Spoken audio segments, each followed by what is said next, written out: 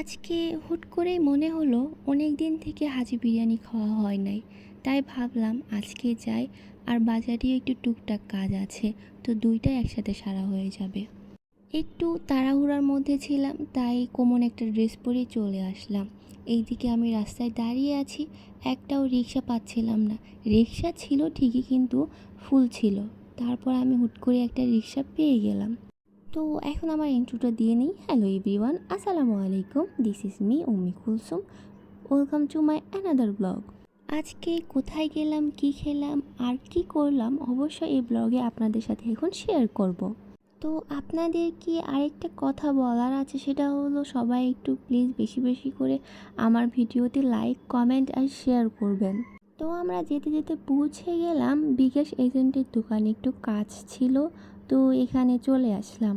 কাজটা করতে বেশি টাইম লাগে না, ওখান থেকে আবার চলে যাচ্ছি হাজি বিরিয়ানি খাওয়ার জন্য।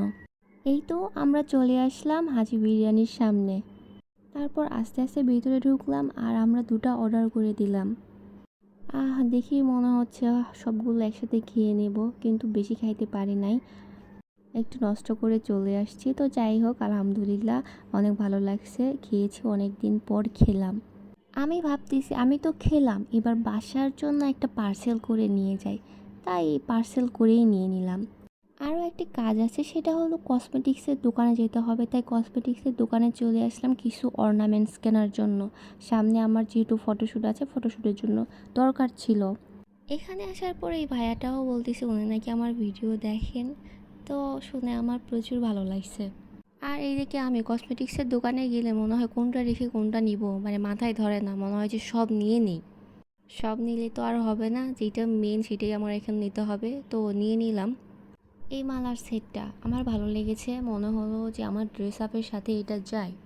তো অনেক জায়গায় ঘোরাঘুরি হলো, ভাবলাম রাত লেগে গেছে, এবার বাসায় যাওয়া দরকার, তো বাসার উদ্দেশ্যে রওনা হয়ে গেলাম। আর হ্যাঁ, আমার ভিডিও আপনাদের কেমন লাগে অবশ্যই কমেন্টস করে জানাবেন। সবাই ভালো থাকবেন, সুস্থ থাকবেন, আল্লাহ হাফেজ।